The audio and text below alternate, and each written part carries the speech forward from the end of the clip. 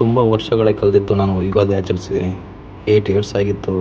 ಈ ವರ್ಷ ನನ್ನ ಮಡದಿ ಜೊತೆಲಿರೋದ್ರಿಂದ ಒಬ್ಬಟ್ಟೂಟ ಸಿಕ್ತು. ಹಾಗೆ ರಂಜಾನ್ ಇರೋದ್ರಿಂದ ನಮ್ಮ ಫ್ರೆಂಡ್ಸ್ಗಳು ಸಹ ಬಂದಿದ್ದರು. ಅವ್ರಿಗೆ ಬಿರಿಯಾನಿ ಮಾಡಿಕೊಂಡು ಸ್ವಲ್ಪ ಟೈಮ್ ವೇಟ್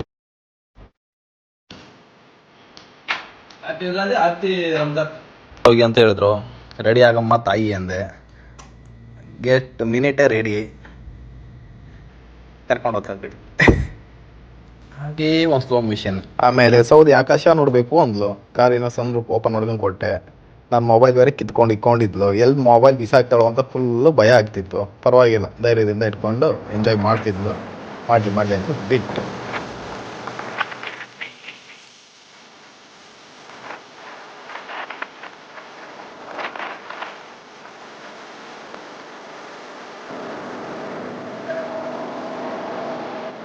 ಹಾಗೆ ಶಾಪಿಂಗ್ ಹೋಗೋಣ ಅಂತ ಹೋದ್ವಿ.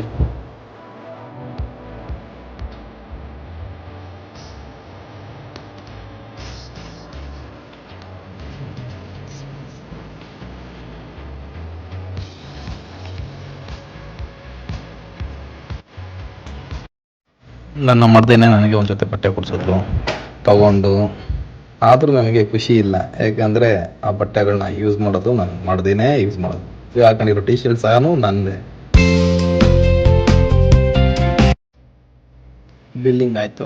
ಬಿಲ್ ಮಾಡಿಸ್ಕೊಂಡು ನೆಕ್ಸ್ಟು ಹಾಗೆ ಒಂದು ಕನ್ನಡ ಸಾಂಗ್ ಕೇಳಿಕೊಂಡು ಪಾರ್ಕ್ ಕಡೆ ನೋಡ್ಕೊಂಡು ಒಂದು ರೀಲ್ಸ್ ಮಾಡಿಕೊಂಡು ಮತ್ತು ಅದೇ ಪಾರ್ಕ್ ಕಡೆಯಿಂದ ವಾಪಸ್ಸು ಸೀದಾ ಮನೆ ಕಡೆ ಹೊರಟ್ವಿ.